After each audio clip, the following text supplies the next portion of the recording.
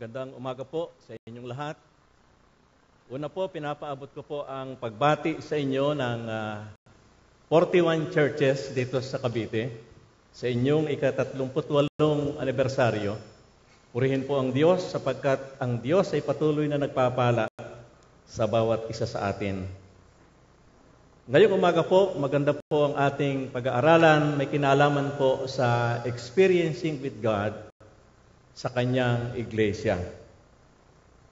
Ang iglesia, minsan po ay mayroong dalawang magkaibigan na nagtatrabaho sa isang opisina. Sa kanilang break time, nagtatalo sila kung sino talaga ang nagtatag ng church. Sabi nung isa, ang nagtatag ng church ay yung nagpasimula ng iglesia. Yung sinugo ng Diyos. Ang sabi po ng kanyang kaibigan, kasama niya sa office, basahin mo ang Bible nang maintindihan mo. Yan pong ating binasa ay pagkapatunay na ang talagang nagtatag ng iglesia ay ang ating Panginoong Hesus. Kaya hindi po pwedeng sabihin ng kahit na sino na ako ang founder ng simbahan. Si Jesus po ang nagtayo. Ang sabi po ng Bible ay maliwanag. Sinabi po ng Panginoong Hesus na itatayo niya ang kanyang iglesia. Hindi po lamang itatayo at ang sabi niya, walang anumang kapangyarihan. Kaya makita po natin kahit sa China, sa Korea, maging sa iba't ibang bansa na pinipilit na mawala ang church. Hindi po ito nangyayari. Sapagkat may pangako po ang Panginoon, walang anumang power na pwedeng sumira dito. Ngayon, ano po ba yung ibig sabihin ng iglesia? Ang iglesia po ay hindi isang building.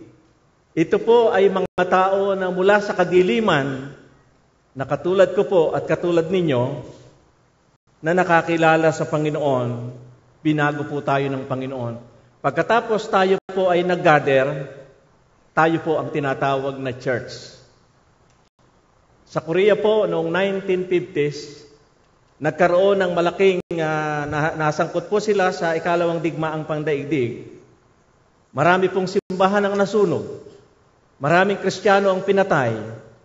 Akala ng maraming mga tao, wala na. Isang araw, may isang Kristiyanong naglalakad.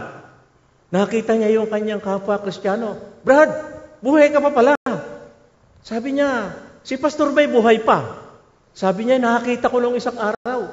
Pwede kaya tayong mag-service. At sila po ay nag-worship service sa ilalim ng puno. Alam niyo sa Korea, ay umuulan ng yelo. May dala silang mga kumot para hindi sila malamigan.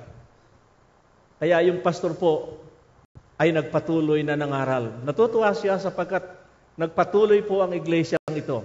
At ang iglesyang ito, paano sila nagka-building? Sinunog po ng mga Japanese army ang kanilang gusali. Sabi po ng pastor, sa susunod na linggo, magkakaroon tayo ng special and sacrificial offering. Dalhin ninyo ang pinaka-best ninyong kayang ibigay sa Panginoon. Nung sumunod pong linggo, naglagay sila ng 2 malaking basket doon sa harapan ng pastor. Ang sabi niya, this is the time we will sacrifice ourselves para tayo ay makapagtayo ng sarili nating building. Lumapit po yung maraming mga Kristiyano, naglagay sila. Pagkatapos noon, nagsabi ng pastor, pwede bang bilangin mo? Sabi roon sa isang leader. Mayang-maya lumapit sa pastor. Pastor, hindi po pwedeng bilangin. Bakit? Wala hong pera. Ano nakalagay dyan? Puro alahas po ang nakalagay. Relo, mamahaling relo, mga hikaw, kwintas, pulsera. Ang sabi po ng pastor, meron ding sinsing, meron po. Hinawakan po ng pastor yung sinsing at ang sabi niya, sino may-ari nito? Tumayo po yung isang babae. Sabi niya, is this your wedding ring? Yes, pastor. Hindi pwede nating tanggapin ang wedding ring dito. Lumapit po yung mag-asawa, sabi, Pastor, you challenged us last Sunday na we will give the best. Yan po ang best namin. Wala namang kaming pera na eh. Tinanggap po ng pastor. After 4 months, nakatayo po ang isang napakalaking building, pinintahan nila ng puti. At si Dr. Billy Graham ang kanilang speaker. Nagulat yung mga tao. Saan kumuha ng pera ang mga taong ito? Ang tunay pong Kristiyano ay giver. Tingnan po niyo katabi niyo, sabihin niyo, giver pala kapatid eh. Kaya tayo dapat maging giver. Ang iglesia po, na itinayo ng ating Panginoon, pagkatapos po niyang maitayo, pumili po siya ng leader. Tingnan po ninyo ang pinili ng ating Panginoon. Ang pinili po niya 12 leader na kasama si Judas sa 12. Ibig sabihin, doon sa 12 pinili, parang mga disqualified. Una, tingnan po ninyo si Tomas. Si Tomas po ay isa sa alagad ng Panginoong pinili. Pero laging absent sa pagsamba nila sa Diyos. Kaya nang magpakita ang Panginoon, nang siya mabuhay na maguli, absent si Tomas. Sabi ng mga alagad, nakita namin ang Panginoon dumating dito. Ayaw niyang maniwala hanggat hindi niyo nahipo o naisuot ang kanyang daliri doon sa butas ng kanyang kamay na pinagpakuan at sa kanyang tagiliran. Dahil sa habag ng Panginoon, nagpakita po kay Tomas. Kaya si Tomas po yung lumuhod at humingi ng tawad sa Panginoon. Tinan po ninyo ang isang pinili din niya, si Pedro. Si Pedro po, kung tayo po ang pipili, hindi pwedeng maging elder ng church. Bakit? Ano po ba ang pagkatao ni Pedro? Una, wala po siyang pinag-aralan, mangingisda siya. Pangalawa, si Pedro po, ano po ang sabi ng Biblia? Matatakutin. Natatakot siyang magpatotoo. Kaya, hindi po siya nagbibigay ng patotoo na kilala niya ang Panginoon. Pangatlo, ang makikita po natin, si Pedro po ay leader din ng mga backslider. Di ho ba nang mabuhay na maguli ang Panginoon? Sabi ni Pedro, mangingisda ako. In-encourage niya yung kanyang mga kasama. Nagsamahan naman. Paano magiging leader sa isang church? Kung ang isang lagi na laang papalabas at umaalis sa iglesia. Hindi lamang po yon, si Pedro po'y pabago-bago ng desisyon sa buhay. Kayo po ba'y pabago-bago ng isip? Kapag ikaw ay isang Kristiyano, dapat po tayuan mo yung pagiging Kristiyano habang ikay nabubuhay. Si Pedro po, sabi niya, Panginoon, ikaw talaga ang anak ng Diyos.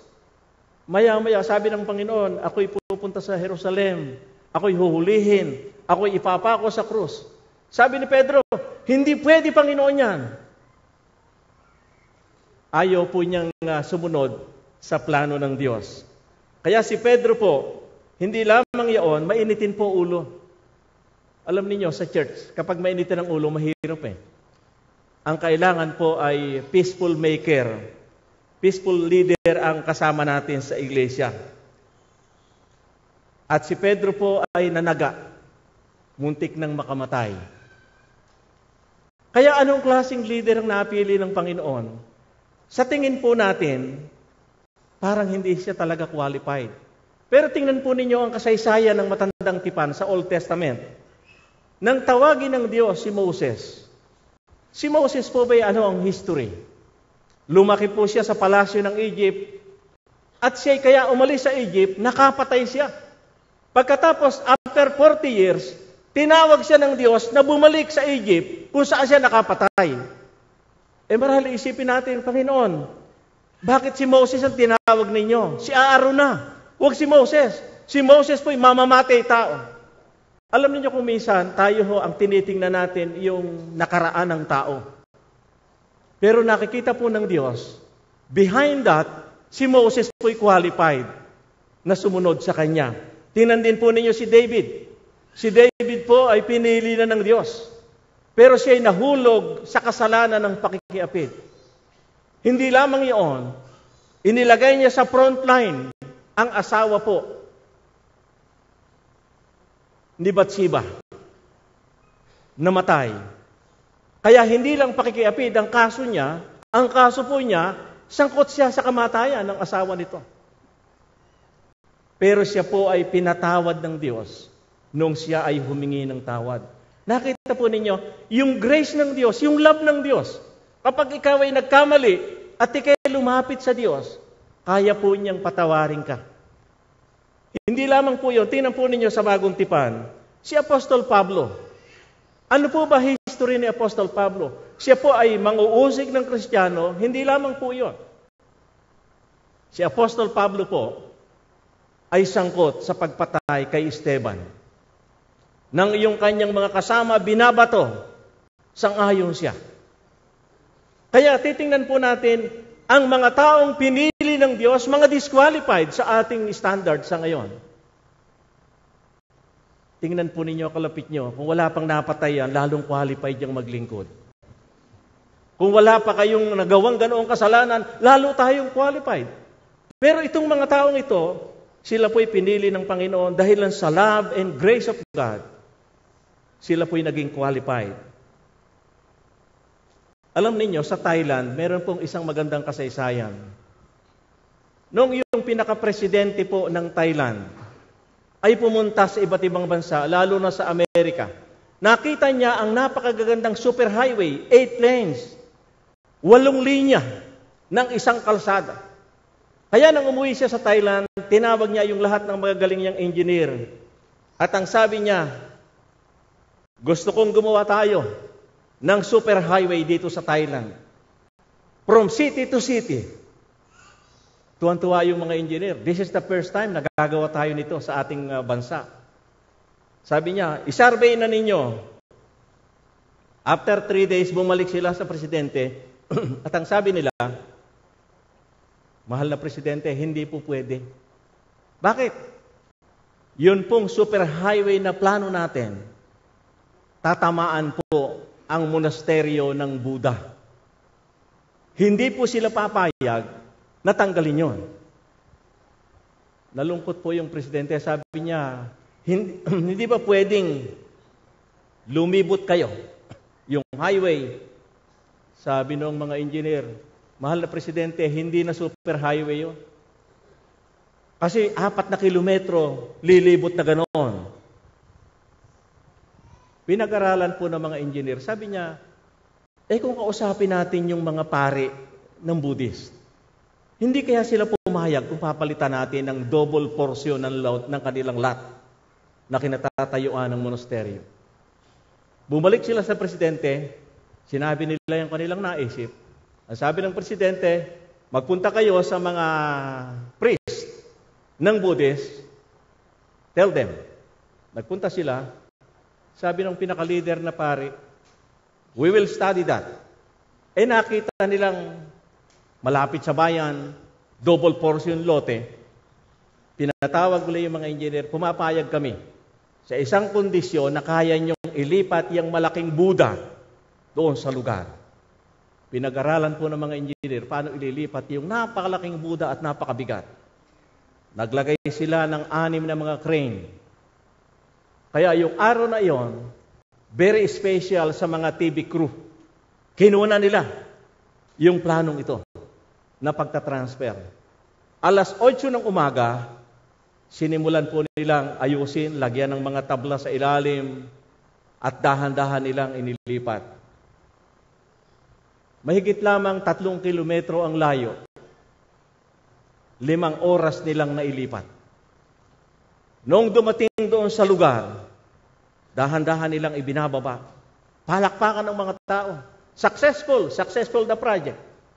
Pero ang problema, noong ibinaba na nila, yun pong mga balat ng Buddha natanggal. Nagluhuran itong mga Buddhist din kasi itong mga engineer. Nagluhuran sila. Ang sabi niya, lahat tayo mamamatay. This is a curse of God. Ang isang engineer ay tumingin. Sabi niya, hindi, look, yun ho palang, kaya maitim yung Buddha nila, yung pala'y balot ng putik. Yung palang nasa loob ay pure gold. Kaya pala, napakabigat. Sabi niya, look, our Buddha is golden. It's not clay. Alam ninyo, Kailan po nila nalamang golden yon? Nang ito ay kanilang i-transfer. Kapag ang buhay po natin ay ginalaw ng Diyos, makikita po natin, lilitaw na we are golden vessel. Kaya makita po natin si Pedro, kailan po naging golden vessel siya sa tingin ng Panginoon? Matagal na. Pero sa tingin natin, hindi pa. Nang siya po ay nagkaila sa Panginoon ng 3 times, tumingin sa kanya ang Panginoon. Noon tumilaok ang manok, na akala naman ng mga Katoliko, si Pedro ay magsasabong. Pero hindi po yon. Yun ay sign ng denial ni Pedro. Nang tumingin ang Panginoon kay Pedro, convicted siya. Kaya kung babasahin po natin ang Bible, si Pedro ay lumabas sa lugar na yun na nananangis. He cried. Pagkatapos po noon, makita po ninyo, he joined to a prayer meeting sa Acts chapter 1. Nang siya'y sumama na sa prayer meeting, nagsuko na siya ng buhay, ano po resulta? The power of God, Paul, sa kanyang buhay. At si Pedro po'y nabago. Kaya yun po yung golden vessel sa buhay niya. Nang yun mangyari, sa chapter 2, verse 14 ng Book of Acts, siya po'y tumayo at siya ay nangaral. Ang ipinangaral po niya ay ang ating Panginoong Kristo. At ang sabi po ng Bible, 3,000 ang nakakilala sa Panginoon. Si Pedro po'y mahiyain, pero kailan siya nabago? Noong siya'y nagsuko ng buhay. Nagkaroon po ng pagbabago sa kanyang buhay. At makita natin na hindi lamang po siya nabago. Ang sabi po ng Bible, si Pedro po ay nagpasimulang magpagamit sa Panginoon sa misyon. Kasi si Pedro po ang pinakapastor doon eh. Kaya doon sa Jerusalem, nanguna po si Pedro bilang kanilang pastor sa misyon sa Jerusalem. Kaya makita po natin na ang gawain ng iglesia ay hindi lang worship, hindi lang Bible study, kung hindi total mission na yung mga hindi nakakakilala ay makakilala sa Panginoon. Hindi lamang po yun ang ginawa. Yung mga tao sumunod kay Pedro sa gawain ng pagmimisyon. Alam po ninyo, nung kami tawagin ng Panginoon, bagong kasal kaming mag-asawa, ako po noong tawagin ng Panginoon at magpakasal doon sa naging una kong nobya. Si Mrs. Ramos yung una kong nobya. Ay, ako po ay napakabata pa nang ako'y kunin niya sa nanay ko. Lalabing 9 na taon pa ako. Oh. Siya po'y 20. Hindi naman ako pinikot. Voluntary po yon. Nagpakasal kami at kami po ay pumasok sa seminary. After 4 years, kami po ay nagpunta sa misyon. Ang unang church po namin ay pioneering church sa bayan ng Laguna, sa probinsya ng Laguna, sa bayan ng, ang tawag po ay Siniluan. Hindi ko alam kung anong meaning doon, bakit may ganoong word, Siniluan.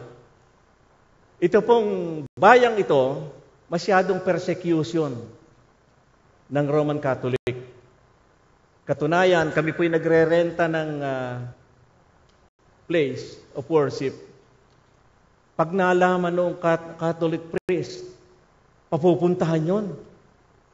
Naku, sabi ni Father, mamalasing ka sapagkat pinaupahan mo yan sa born again. Kaya every 3 months, we transfer. Yung mga member naming madalang dumalo, naliligaw, sabi niya, nung ako'y dumalo, dito yung church namin, saan na kaya na kami naroon? Kaya sabi ko sa mga member, ang member po namin noon, 13. Salamat sa Panginoon, sapagkat kung 12, may Judas pa eh. 13, kaya nakalampas po kami ng 1. Pero itong member na ito, dahil bagong Kristiyano, sila po ay nangangaunti sa pagsamba pag umulan. Sabi ko takot ata sa ulan itong mga Kristiyano dito. Pag umulan, yun po'y nagiging mga 9, 8 na lang. Lalo na po pag may piyesta. Tingnan nyo katabi nyo, sabihin nyo, ako hindi namimiesta, ewan ko ikaw. Namimiesta sila. Sabi ko, mga kapatid, hindi pa ba kayo nakakatakas dyan? Hanggang ngayon ba'y kayo alipin noong pamimiestang yan? Patuloy po kaming nanalangin. Meron po kaming mga leader na sa church, kahit 13. Noong isang meeting namin, sabi ko, bakit po itong ating church walang misyon? Sabi nila, hindi pa natin aabot lahat yung taga rito eh. Ganoon pala kanilang pananaw. Kailangan ma-save. Parang, halimbawa, kayo, bago kayo lumabas, kailangan ma-save yung buong taga Sampaguita Village. Sabi ko, wala ho ba kayong pananaw tungkol doon? Hindi sila kumikibo. One time ako po dumalaw sa isang town, malapit doon, 4 kilometers ang layo. Ba't tinignan ko? Sabi ko, ba magandang lugar to ah. 3 simbahan po ang naan doon. Roman Catholic, Aglipay, at Iglesia ni Manalo. Sabi ko ba magandang dito kami magmisyon. Kaya noong sumunod na meeting, binanggit ko na naman. Sabi ko, may nakakita ho akong lugar, napakaganda. Sabi nung treasurer, wala akong pera. Sabi ko, kaya pala hindi kami magkapera, ito is lagi siwala eh. Lagi sinasabi. Alam niyo yung word natin, there's a power. Pag lagi mo sinasabing, walang-wala ako, talagang hindi ka magkakapera. Lagi mo sinasabing wala eh. Wala raw pera para sa misyon. Di, naka-table. Next meeting, binanggit ko na naman. Sabi nung isa Pastor, walang sasakyan. Sabi ko, talagang ayaw nilang magmisyon. Kaya nag-uusap kami mag-asawa. Sabi ko, mabuti mag-pray tayo nang merong mahaligtas na makakasama ko.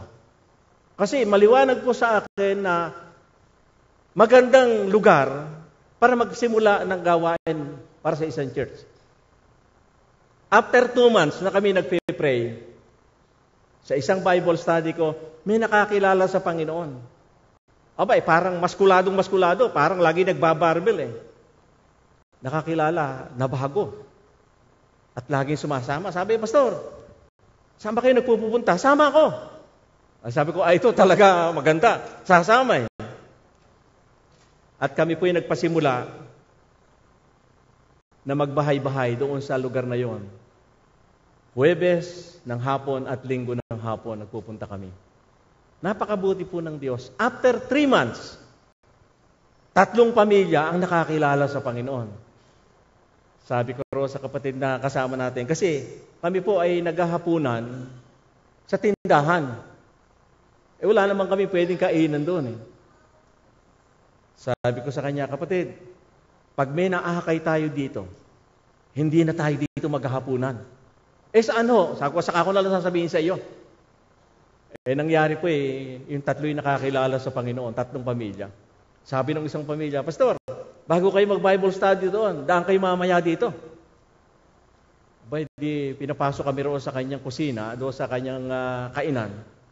Ay naandoon yung mainit na kanin, pansit at pritong tilapia, meron pang may sabaw eh. Nung lumabas yung nagluto, sabi ko, kapatid, ito na. Alin ho? Ito yung sinasabi ko sa iyo. Kapag nakapag-akay tayo hanggang kusina, dala. Alam niyo mga kapatid, simula noon, hindi kami nakakain sa labas. May naghahanda ng pagkain. Tingnan niyo katabi niyo, sabihin niyo, ang kusina mo ba bukas? Pag kayo'y Kristiyano, dapat bukas po yon sa mga manggagawa at mga Kristiyano. Hindi po lamang iyon. Nakita namin, kapag ikaw pala nagmimisyon, wala pa rin sumasama sa amin, kami palang 2. Yung misis ko noon bagong panganak, kaya hindi naman makasama. Kaya kami lang 2. Walang nasama sa amin doon sa mga member. Nakaabot na kami ng 39 ang members namin doon sa church. Walang nasama. Sabi ko sa kanya, yun pong mga bina-Bible study namin, pinapalo up din ng iglesia. Sabi ko, sinisira pa yung ating itinatayo eh. Alam niyo, ginagawa nila, ang sabi nila ganito, Yang mga Baptist, bulaan yan. Hindi totoo yan. Ang tunay na sinugo ng Diyos, si kapatid na Manalo. Ayun ang kanilang hanggang sa yun po ang ginagawa nila. Di patuloy po kami sa Bible study, hindi namin iniintindi yung kanilang Sabi ko roon sa kapatid kong kasama namin sa pagmimisyon, kapatid, magpatotoo ka nga sa church. Ano sasabihin ko? Sabihin mo yung ginagawa ng Diyos. 3 pamilya na naakin natin. Yun po, direktang magsalita para si Pedro. Dito mayo. Sabi niya, mga kapatid, gusto ko po magpatotoo sa inyo. Ako po'y 6 na buwang Kristiyano. Kasama po ako ni Pastor, nagmimisyon. 3 na pong pamilya ang nakakilala sa Panginoon. Ang malaking tanong po sa akin, kayong katatanda na ninyo rito, anong ginagawa ninyo? Ba't di kayo nagmimisyon? Sumama kayo sa amin. Alam ninyo, sabi ko nga, pag ako magsasalita, gagalit yung miyembro sa akin. Pero dahil siya, alam ninyo, resulta noon, 32 members join with us. Nagbahay-bahay na kami. Pero ang ginagawa po ng iglesia, ginugulo kami. Hanggang sa nagre-request sila ng debate. Ako po noon ay 25 years old lang. Wala akong karanasan to sa debate. Noong naghahamong ganoon, ang pinaka-team namin na pagtatalunan, sino tunay na sinugo? Pumayag po ako. Pumayag ako. Nung ako po'y pumayag, ang request nila sa plaza, hindi ako pumayag. Bakit? Doon sa plaza, control nila tao Nirequest ko doon sa malaking bahay ng una naming naakay sa Panginoon, na kasya ay mga 80 tao. Inimbay ko po yung kaibigan kong Chief of Police, na si Chief San Pedro. Yun po'y mataba. Ang katabaan, pag sumakay sa tricycle, wala nang makakasakay. Ganoon po kataba, Sabi sa akin, Pastor, ano ba gagawin ko? Sabi ko, uupo lang po kayo sa gitna as peacemaker para walang gulo. Ano isusuot ko? Sabi ko, magsuot kayo ng suot pulis. Pwede ba ako magdala ng baril? Sabi ko, pwede ho. Iwasan lang ninyong maagawan kayo ng baril doon, Kaya nakalisto yung pulis, Kaya natuloy po yon. Ang paksa namin ay ganoon. Siya unang tumayo. Sinabi niya na sinugo ng Diyos na si Ginoong Manalo ang anghel doon sa Isayas at doon sa Apokalipsis na umaakyat siya sikatan ng araw. At si Ginoong Manalo ay anghel na sinugo ng Panginoon na nagtatag ng iglesia. Nung makatapos siyang magsalita, ang sabi ko sa kanya, yun bang iglesia na binabanggit mo yung nasa Bible?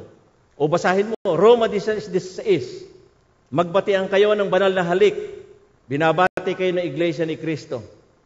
Sabi ko, ikaw ba yung nag-aral? Bakit? Hindi pangalan yan Small letter.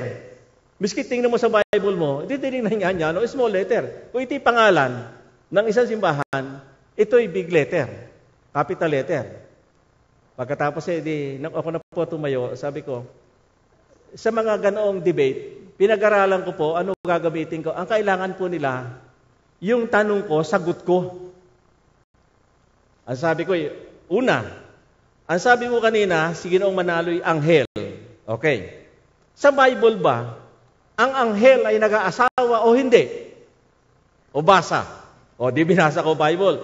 Hindi nag-aasawa. Si Ginoong Felix Manalo nag-asawa, ang anak, si Iranyo. Hindi anghel, nag-asawa Sabi ng mga Katoliko, tama Tama May mga Katoliko na andon may kapartner ako. May kasakayo. Tama nga Kung anghel hindi namamatay sa Bible, ba't namatay? Hindi anghel, hindi tunay. Pangalawa, ang anghel ba ay namamatay? Sabi ng Bible, hindi din. Pero si Ginoong Manalo namatay, may dala po ako mga pasugo, nakalagay sa kabaong si Felix Manalo, pinagpahinga ng Diyos sa paglilingkod. Ayan, yung anghel ninyo namatay. Palakpakan yung mga Katoliko, galit yung mga iglesia, Galit.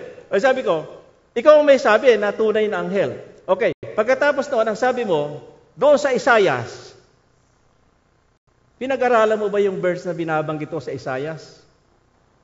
Na ang binabanggit ito, si Ciro. At nangyari yon 536 BC. Kailan ba ipinanganak si Ginoong Manalo? Sinabi ko po kung kailan ipinanganak. Hindi pa siya ipinanganak, nangyari na yon. Yung sa Revelation chapter 7, na binabanggit niya na siya ay isang anghel na umakyat sa sikatan ng araw. Pagkatapos, pinipigil niya yung, ang sabi roon ay yung paghatol. Sabi niya, digmaan. Sabi ko, hindi digmaan ito. Kung babasahin mo, ang sabi ng mga tao, itago niyo kami sa mga ilalim ng bundok, ayaw naming humarap sa mukha ng kordero. Ano ito? Ito po'y paghatol. Gusto kong tanungin ka, sabi ko sa ministro, nangyari na ba yung paghatol? Hindi pa. Nasaan na si Ginoong Manalo? Namatay na. Di yung inaangkin niya, isang katotohanan hindi naman siya, hindi pa siya ipinanganganak.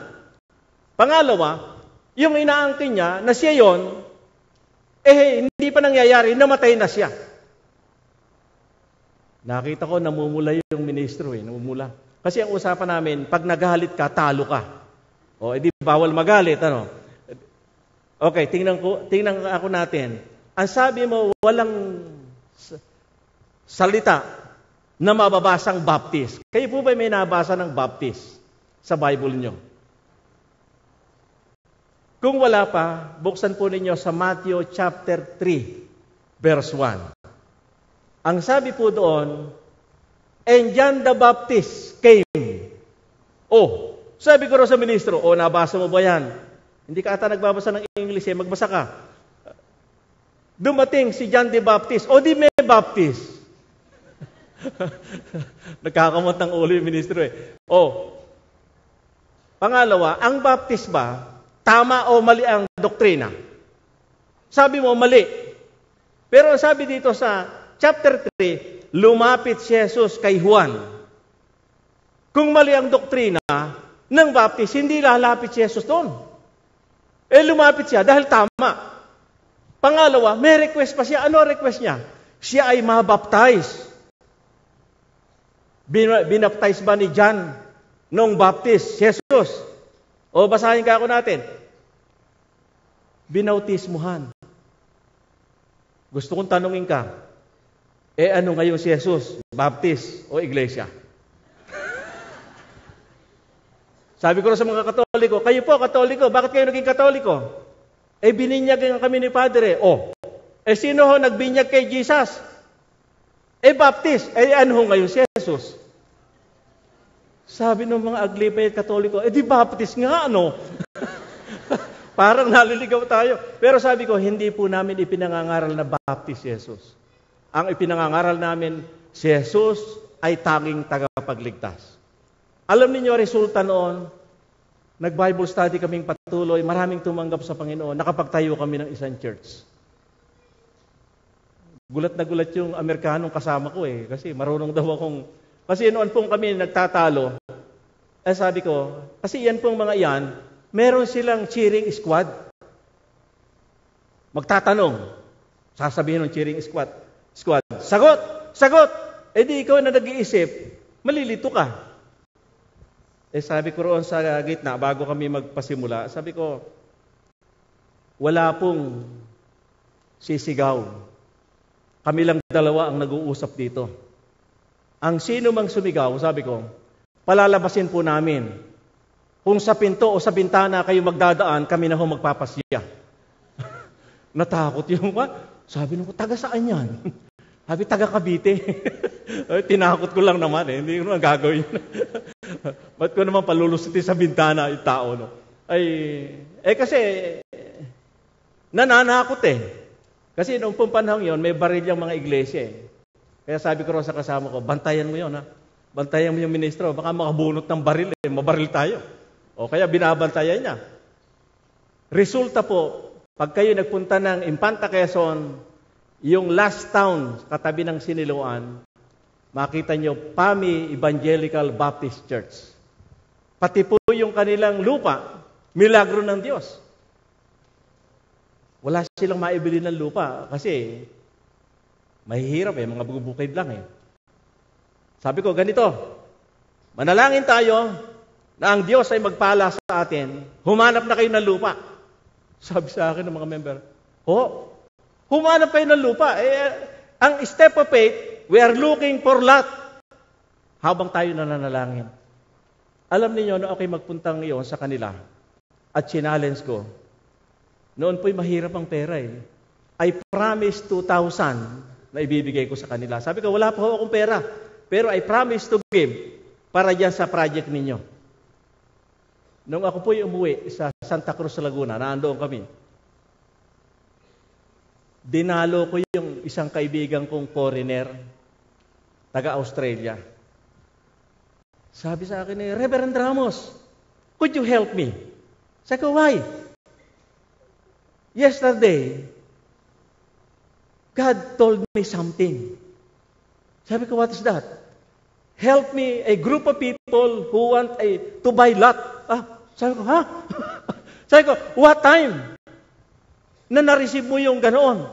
Sabi niya, 11:30. Yun pong 11:30 yun, meron kaming meeting. Sinabi ko sa kanya, the same time, there's a group of people.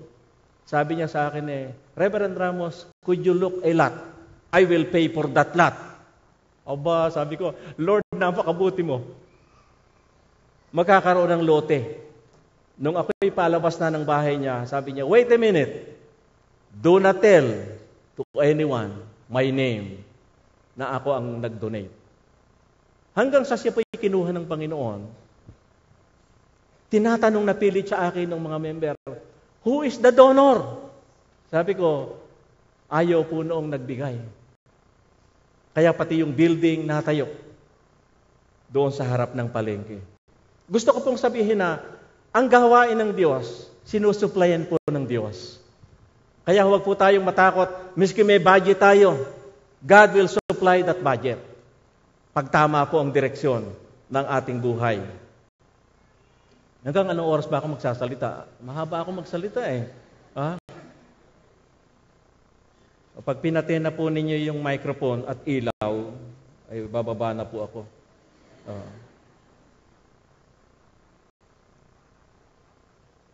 At saka ang mahalaga po na makita natin, gusto ko pong ipaliwanag din sa inyo na ako po pag nagsasalita, pag wala na po ako sasabihin, umuupo na po ako. Kaya pag ako po umupo na, tapos na.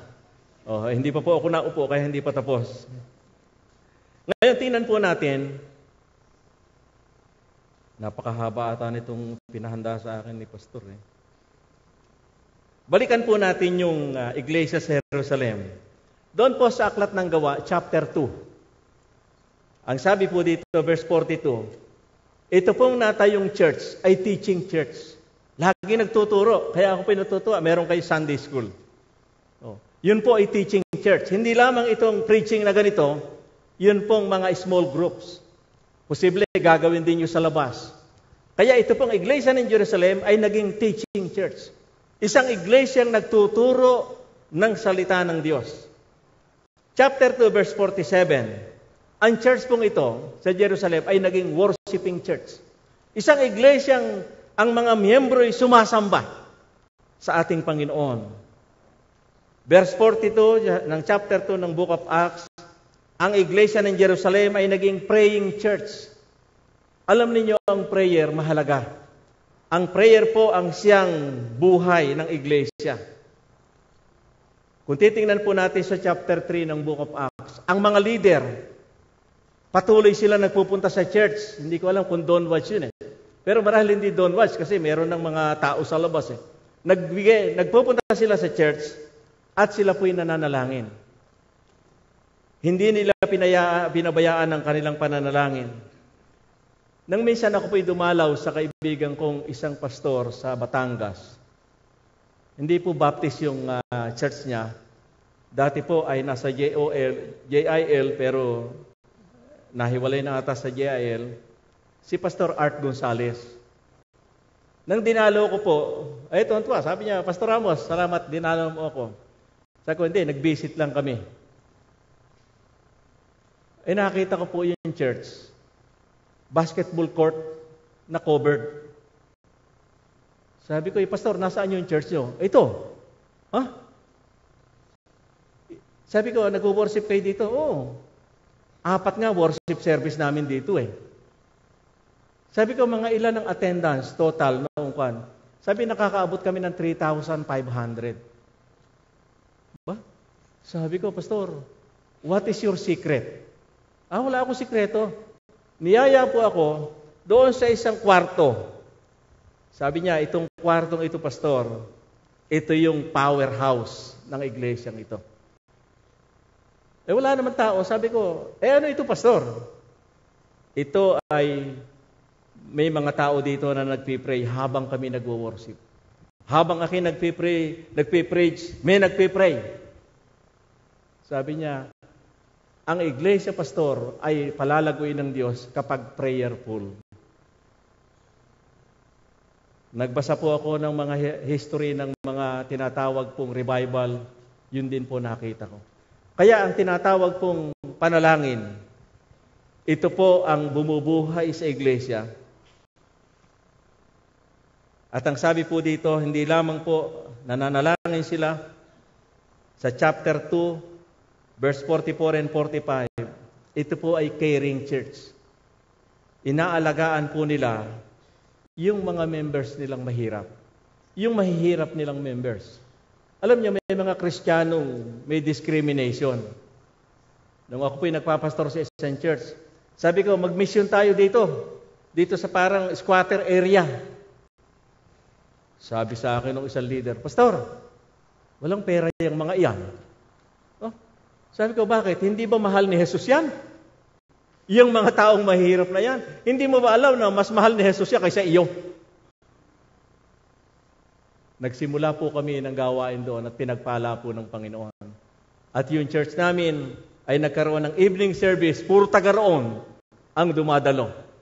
Dahil ko pong makita natin na kapag ang gawain ay lumalago, i-maintain po natin yung ginagawa natin sa paglago. Tinan po ninyo, pangatlo ang sabi rito, naging hadlang sa kanilang paglago. Yung kanilang prayer ministry, nagpasimulang mag-slow down. Tinan po ninyo, sa aklat po ng Exodo chapter 17, nang sina Moses, si Joshua, nakikipagdigmaan sa Amalekita. Sabi ni Moses, pumili ka ng mga kakasama mo. Aakyat kami sa bundok ni Hur at ni Aaron. At nang sila po'y naroon, tinatanaw nila yung labanan. Noon po'y ang labanan ay espada lang, sibat. Kaya magkakalapit ang magkakalaban. Ang sabi po ng Bible, habang itinataas ni Moses yung kanyang kamay, nananalo sila. Nangalay yung matandang si Moses, ibinaba niya. Nakita ni Hur at ni Aaron, pag nakababa yung tungkol na sign of prayer, natatalo.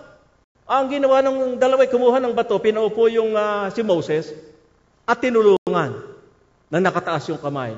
Ang sabi po ng Bible, nanalo sila. Kung gusto nating manalo sa mga pagsubok, huwag nating pabayaan yung prayer life natin. Kaya po bumagsak, naging hadlang sa paglago ng Iglesia ng Jerusalem. They slow down their prayer ministry. Hindi lamang iyon, some of their members became covetous. Naging sakim. Kaya makita po natin sa chapter 5. Doon sa chapter 4, may nag-offering, nagbenta ng lupa, nag-offering para sa gawain ng misyon. Sa chapter 5, may mag-asawa na ang pangalan ni Ananias at Sapphira.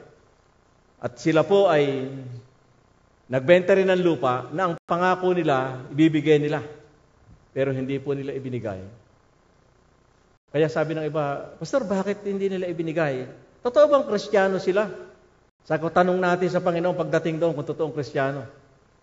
Sabi ko, tingnan mo na lang ang pangalan kung bakit sila natukso. Ano ba pangalan ng lalaki? Ananias. Ano pangalan ng babae? Sa pera. O edi talagang matutokso sa pera. Sapira po ang pangalan. Dahilan po roon, nasyak ang iglesia nang sa oras ng offering, namatay si Ananias.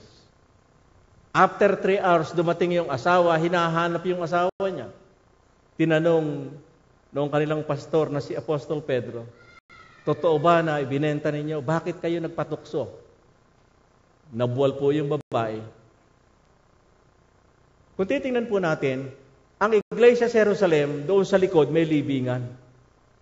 Kasi ang sabi po ng Bible, meron din silang committee ng tagalibing. Noong matumba yung si Ananias, lumapit na yung mga kabataan. Ang ministry ng mga kabataan ito, tagalibing. Binalot. Wala nang funeral service. At ang sabi, dinala sa labas at inilibing.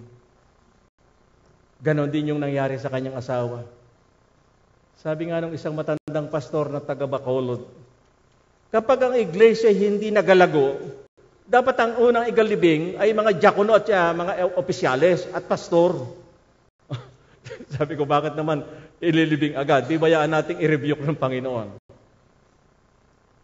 Hindi lang po, in-stop nila yung prayer, naging covetous, natukso sa pera. Sa chapter 6, they neglect to help the widow and the poor. Nalimutan po nila, ang kanilang ministry ay doon lang sa loob ng church nag-stay. Kaya kapag ganoon po mangyayari, makita po natin, chapter 7, the persecution will come. Dumating po yung mga pagsubok. Kaya mahalaga pong makita natin na ang isang malaking problema sa church, sabi nga po nung isang missionary na dumalaw sa Texas sa isang malaking church, nagsalita siya, 4,000 ang dumalo. Sabi niya, ito kayang church na ito ay talagang malago. The next Wednesday, he attend to a prayer meeting to the same church. Nung siya pumasok, sabi niya, wala atang prayer meeting. Pero may narinig siyang naawit. Lumapit siya, 6. Yung mag-asawa ng pastor, yung janitor at ang kanyang asawa, at may 2 dumating. Sabi niya ng missionary, Pastor, do you have a prayer meeting tonight? Oh, ito na. Ha? Where is the 4,000? Sabi ng pastor, they did not attend to the prayer meeting. Ibig sabihin, yung kanilang commitment ay 50% lang sa kanilang buhay. Kaya si Paul po ay humamon siya sa iglesia sa Roma. Sa chapter 12, ang sabi niya, dedicate your life. Kailan po i-dedicate ng isang Kristiyano ang kanyang buhay? Ang sabi ni Paul, as living sacrifice, hindi patay ang i-dedicate, hindi sickly, buhay. Kaya ito po hinihintay ng Diyos sa atin. Habang tayo malakas, habang tayo po ay buhay pa, i-dedicate natin yung ating buhay. Natatandaan ko po yung testimony ng isang kabataan. Meron po tayong missionary, Conservative Baptist Mission missionary sa Cebu, si Reverend Bo Horlen. Meron po siyang Bible study sa mga kabataan. Isa po sa naakay niya ay si Ray. Si Ray po ay pag-graduate ng engineering. Tumanggap siya sa Panginoon, pagkatapos nagpatuloy sa church at siya'y nabaptize.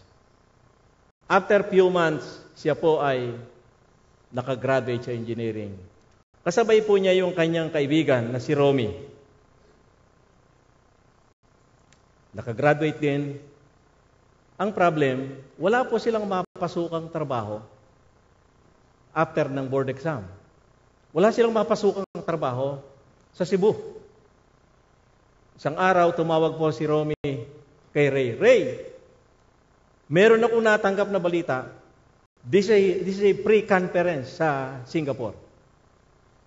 Dumalo tayo para sa inyo yung newly graduate engineering, sa engineering. Nagpunta po yung dalawa. Ang provide sa kanila, bawat isang kwarto, isa lang delegate. 5 araw yon. Tuntua yung dalawa, libre eh. Noong ikatlong araw, nung isang madaling araw, mga 11:30 na, nagising si Ray, may tumutok-tok doon sa pinto niya. Sabi niya, sino naman ang pupunta rito ng ganitong oras? Nang buksan niya, nakakita niya si Romy, pawisan. Oh, saan ka nanggaling? Hindi ka ba natutulog? Sabi niya, Ray, hindi mo ba pinanonood yung cable TV? O ano, pinanonood sa cable TV? Yung magkasintahan, pumasok sa banyo, maliligong magkasama. Sabi ni Ray, Romy, akala ko ikaw ay Kristiyano. Hanggang ngayon na ikaw pala alipin yung pornographic na yan. Ang sabi niya, patayin mo yung TV, bumalik ka sa kwarto, patayin yung TV, humingi ka ng tawad sa Diyos, matulog ka. Pinupuyat po sarili mo dyan. Kinabukasan, hindi na binanggit ni Ray, nagsisi ka ba? Tahimik lang si Romy. Noon pong ika-5 araw na meron silang free time, sabi nila, mamili tayo ng pasalubong.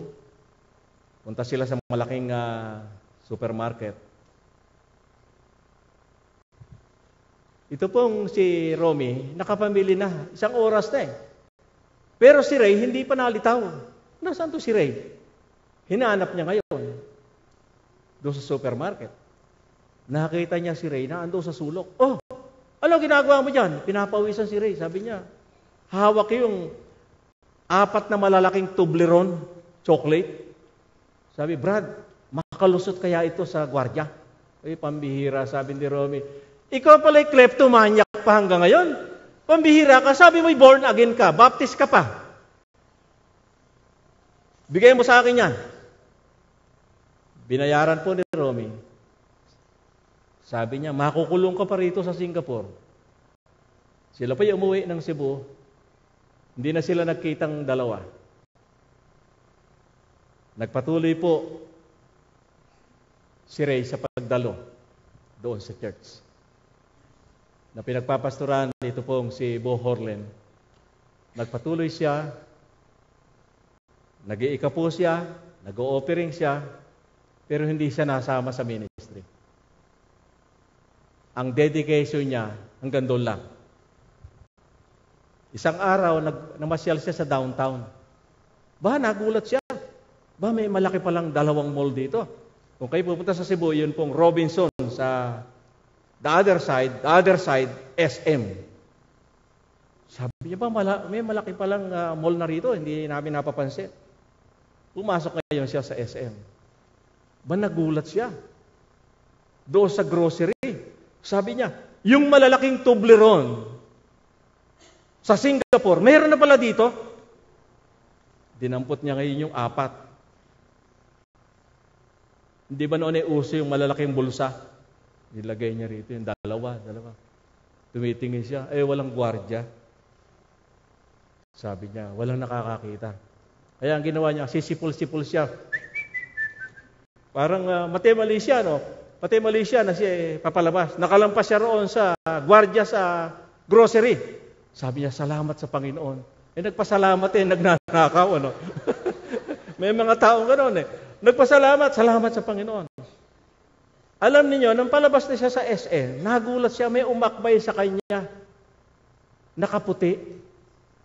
Security. Sabi sa kanya, Brad, may laman niyang bulsa mo, hindi ka nagbayad doon. Pag nag-ingay ka, mapapahiya ka rito sa maraming tao. Sumama ka na lang sa akin doon sa loob sa security office.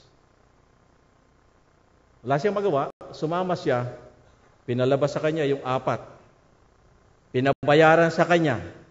Pero ang ginawa ng 2 gwardiya nakakuha, kinain. Pero siya ay nagbayad. Kinunan siya ng picture na nakaharap, nakatagilid. Kinuha yung kanyang ID, tiningnan. Pambihira, engineer ka pang magnanako ka. Di siya nakibo. Hihiya nga siya. Alam niyo, nang umuwi siya, yun yung nangyari kay Pedro na tumatangis. Yun din ang nangyari sa kanya. Umiiyak siya kanya. Sabi niya, Lord, bakit? Born again ako. Bakit nakilala na kita? Bakit pa ako ganito? Nagsuko po ng buhay si Ray.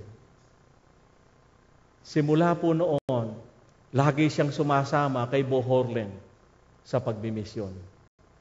Hanggang sa makakuha sila ng kanilang senior pastor na Pilipino, sumasama siya. Lahat ng training, dinaluhan niya. Alam niyo, makaraan ng mahigit na 2 taon, he is the best Bible teacher sa kanilang church, si Ray. Tuwan-tuwa yung pastor, sabi niya, Ray, gagamitin ka ng Diyos. Kailan po nangyari yon? Nung magsuko siya ng buhay. At siya'y sumama po sa mga training, natuto siya, nagtalaga-talaga siya ng panahon. Isang araw, nagpatawag yung pastor. Sabi niya, ang expansion ng ministry natin ay lumalaki. Yung 2 mall sa downtown, nag-open sa atin ng Bible study. The SM and the Robinson. Kailangan tulungan niyo ko, hindi ko kaya. Kaya kayong 4, tutulong para mag-Bible study roon. Sabi ng pastor, Ray, dahil ikaw ang pinakamagaling, papadala kita raw sa mga kailangan ng magaling na. Sabi ni Ray, Lord, sana sa Robinson. Sana sa Robinson. May kaso ko sa SM. May kaso. Sabi ng pastor, dahil magaling ka, sa SM ka. Pastor, bakit naman doon? Sa Robinson na lang ako. Hindi. Sa Robinson ka. Hindi naman niya masabi sa pastor na nahuli kung nagnanakaw doon, pastor. Paano niyo ako ipapadala ron? Wala siyang masabi. Sabi niya, pinagsisihan ko na naman sa Panginoon yun eh. Pero hindi na dapat nang banggitin. Wala siyang nagawa. 2 taon.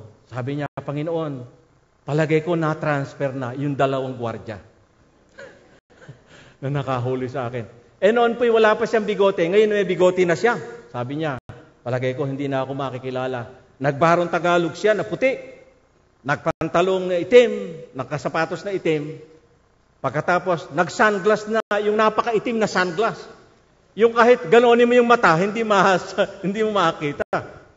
Sabi niya, palagay ko hindi na ako makikilala kung naandoon pa yung 2. Pero wala na. 2 taon na-transfer na. Dala-dala niya yung letter. Sabi niya sa manager ng SM, Ma'am, ako po yung ipinadala ng aming pastor. Ikaw ang Bible teacher? Opo. Akala niya magtuturo siya sa mga sales lady. Sino po ba tuturuan ko? Sales lady ho ba? Hindi, mga security guard. Naku po, ano ba naman itong napasuka? Security guard ang aking tuturuan. Noon po siya dumating doon. Halika, samahan ka ta. Tandang-tanda niya yung opisinang yon ng security guard. Nung siya pumasok, ginala niya yung kanyang mata kasi naka-dark glass siya. Panginoon, salamat, wala na dito. Sabi nung manager, lahat ba kayo na andito na? Sabi nung pinaka-chief, Ma'am, wala pa po yung 2. Sabi niya, Panginoon, sana yung 2 hindi yon. Di nakatayo siya ro sa sulok. No? Maya-maya, pumasok yung 2. Naku po, ito yung nakahuli sa akin, naandito pa pala. Pagkatapos, sabi ng chief, tayo may Bible study, ayon sa ruling ng SM. Ito, tagapagturo. Tinitingnan niya yung 2, nagbubulungan. Tinuturo siya. Ako, kilala pa ako. Tumayo siya, sabi niya, huwag na kayo maingay na 2. Aaminin ko mamaya. Yun po kanyang desisyon. Nagturo po siya. Alam po ninyo resulta. Yung 16 na security guard nagtumanggap sa Panginoon. Unang nagtaas ng kamay yung dalawa. Alam ninyo, pwede tayong gamitin ng Diyos. Huwag lang tayo magtago ng mga hidden sin sa ating buhay. Maaaring kahinaan natin, ayaw nating isuko sa Diyos. Mga kapatid sa Panginoon, ngayon pong anniversary ninyo, isang pinakamagandang pwede ninyong ialay sa Diyos, yung ating buhay. Sabi po ni Apostol Pablo, ialay natin ang ating buhay, isang haing buhay. Huwag na nating hintayin may sakit tayo, saka tayo nagde-dedicate sa buhay. Huwag na nating hintayin tayo nakalagay sa ospital, saka natin ipinangangako, Lord, paggaling ko, maglilingkod ako sa iyo. This is the moment na pwede po tayong magsagawa. Si Ray, simula po noong siya magtalaga ng buhay, aminin niya na nagkamali nga siya, pero hindi siya nag-stay doon sa pagkakamali. Nagpatuloy siya. Ngayon po, si Ray ay pastor na. Hindi ko po babanggitin ang tunay na pangalan, baka kilala ninyo. Pero ito po yung kanya sariling testimony narinig ko sa kanyang bibig. Na sabi niya, even if you are leaders or pastor, kung meron kang hidden sin, God will not use you mightily. Mga kapatid, ngayon po yung anniversary, ang pinakamabuting ihalay natin sa Diyos, hindi yung ating money, hindi yung ating bosses, our life. I-dedicate po natin sa Panginoon. Tayo pong lahat ay tumayo at tayo po'y mananalangin. Anyayahan ko po si Pastor Boyet na sumama rito sa itaas para sa ating pananalangin mamaya. Isipin po natin, meron bang hadlang para tayo po'y gamitin ng Diyos? Ilang taon na tayong nakakilala sa Panginoon. Doon sa taong iyon, meron na po ba tayong nagawa? Sabi po ng ating Panginoon, magsilapit kayo sa akin, kayong napapagal, at bibigyan ko kayo ng kapahingahan. Marami ang aanihin, pero hindi po natin nagagawa ang bagay nito. Tayo po ay dumulog sa Panginoon. The best na pwede nating i-offer sa Diyos, our life. I-dedicate po natin yung ating buhay. Pwede po nating itaas ang ating kanang kamay. Pwede po kayong sumunod sa maiksing panalangin. Sabihin po natin, Panginoong Diyos, salamat po sa iyong kabutihan. Salamat po sapagkat kahit ako'y hindi karapat-dapat, binigyan mo ako ng pagkakataon. Ngayong umaga, Panginoon, sinusuko ko po ang aking buhay sa iyo. Alam mo po ang aking problema. Tulungan mo po ako magtagumpay sa mga maling ginagawa ko. Maling sinasabi, maling kaisipan. Tulungan mo po na ngayong umaga, tanggapin mo po ang aking pag-aalay ng aking buhay. Gawin mo po akong karapat-dapat, Panginoon. Sa nalalabi kong buhay, Panginoon, ako po ay makapaglingkod pa sa iyo. Sa nalalabi kong buhay, Panginoon, may maakay pa ako sa iyo. Sa nalalabi kong buhay, Panginoon, maging karapat-dapat ako sa iyong kaharian. Ito po ang aking dalangin. Ako na po mananalangin. Panginoon, selyohan mo po ang aming panalangin ngayong umaga. Simulan mo po ang isang bagong buhay sa amin simula sa araw na ito. Sa aming ika-38 anibersaryo, inyaalay po namin ang aming buhay. Hilingin po natin si Pastor na i-dedicate. Prayer of dedication. Let us pray. Lord, we thank you for each and every one who have raised their hands. Accepting the challenge, Lord. Fully dedicating their lives to you. Their time, their talent, their treasure. Even, Lord, yung kanilang mga struggles and weaknesses and sins. Lord, anuman po ang isinuko ng aking kapatid at inalay sa iyong paanan, palitan niyo po ito ng inyong pag-ibig. Palitan niyo po ito, O Diyos, ng inyong kapayapaan, ng kagalakan, ng kahulugan, ng kagalingan. At nawa, ang bawat isa, Panginoon, i-empower niyo na maging kabahagi ng aming pong iba't ibang ministries at magamit as volunteers ng ICBC. That as we begin, Lord, ang ika-39th year namin, ang bawat isa na nandirito ay makita mo na maggamit sa iyong ubasan.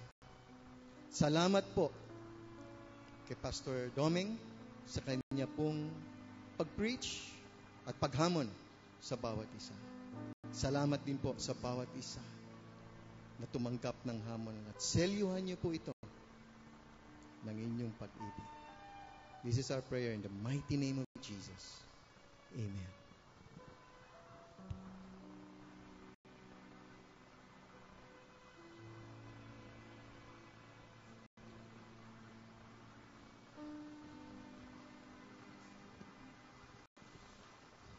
Marami pong salamat mula sa ating tagapagsalita. At ngayon po patuloy nating sasambahin ng Panginoon. Ito po ay sa atin pong pagbibigay at pagsasauli ng ating pong mga kaloob at ikapu sa Panginoon. Nais ko pong sabihin ang sinasabi sa 2 Korinto 9, mga talatang 6 hanggang 7.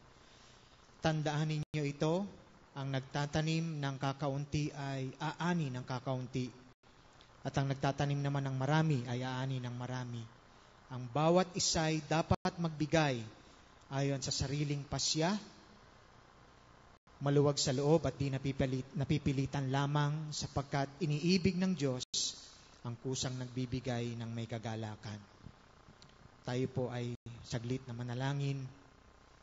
Aming dakilang Diyos, aming Ama, kayo po ay banal, buhay at makapangyarihan sa lahat. At kayo po ang may-ari ng lahat ng nasa amin, Panginoon. Kaya naman tanggapin po ninyo ang amin pong ipinagkakaloob at isinasauli sa inyo ngayong umaga. Ang dalangin ko po ay pagyamanin niyo po ito at pagpalain din po ninyo ang mga kapatid ko na nagdadala ng kanila pong mga hain mula sa kanilang mga puso ng may kagalakan sa umagang ito. Ito po ang aming samo at dalangin sa pangalan ng Panginoong Hesus. Amen.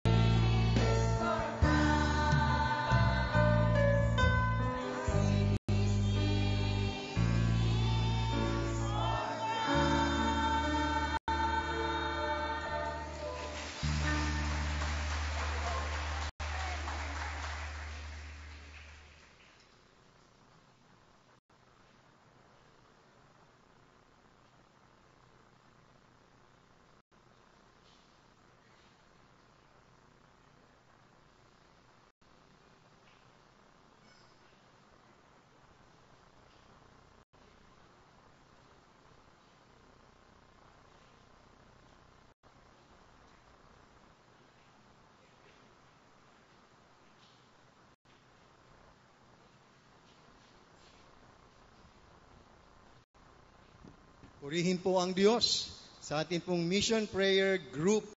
At napakaganda po ng kanilang naisin, ang iyak ng kanilang mga puso, ang ating Panginoong Hesus sa lahat ng bansa ay mapuri. Pwede po bang palakpakan natin po sila muli? At kayo po ini-invite nila, inaanyayahan na maging kabahagi ng kanila pong grupo. Tayo po ay manalangin. Aming Diyos na dakila, salamat po, O God, sa amin pong mission prayer group at ang kanilang desire, sa kanila pong cry ng kanilang puso. At patuloy, O God, every Tuesday that they've been meeting together and praying, Lord, for the nations.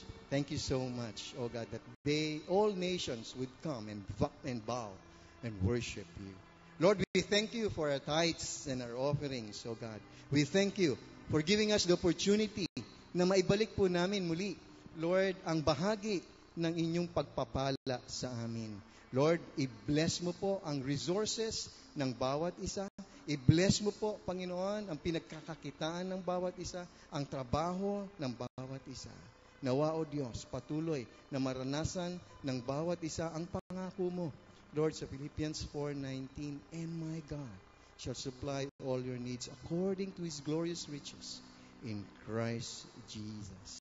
May I request everyone to please rise at tanggapin po natin ang basbas ng Panginoon.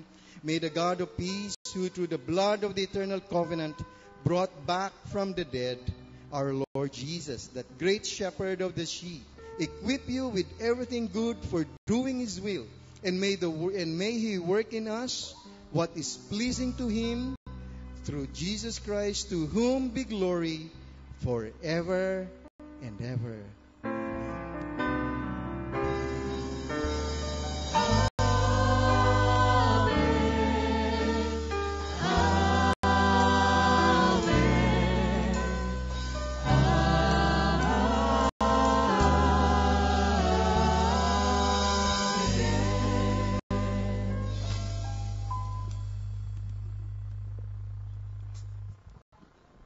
Okay po, bago po natin kantayin ang uling pagkanta natin, ay ini-invite po namin lahat kayo sa aming booth, God Be the Solution booth sa likod. If you want to help para sa aming fundraising na gagawin para sa December, so punta lang po kayo doon para malaman yung mechanics. And also, yung sa mga choir members, may practice po tayo later. So let's give our best clap offerings ngayon para sa Panginoon. Yan, kantahan natin ang ating Panginoon sa huling sandali.